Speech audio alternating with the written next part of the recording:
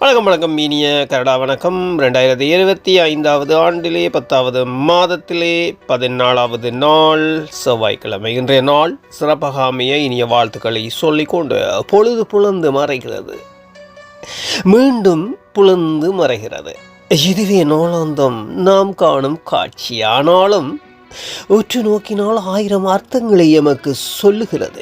ஒவ்வொரு பொழுதும் புத்துணர்ச்சியை தந்து உற்சாகத்தை தருகின்றது, புதிய சிந்தனைகளை எமக்குள் உருவாக்குகிறது. இதுதான் வாழ்க்கை சக்கரம்.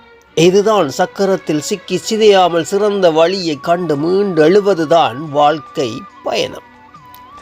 பொழுது புலந்து மறைகிறது, மீண்டும் புலந்து மறைகிறது. இதுவே நாளாந்தம் நாம் காணும் காட்சி.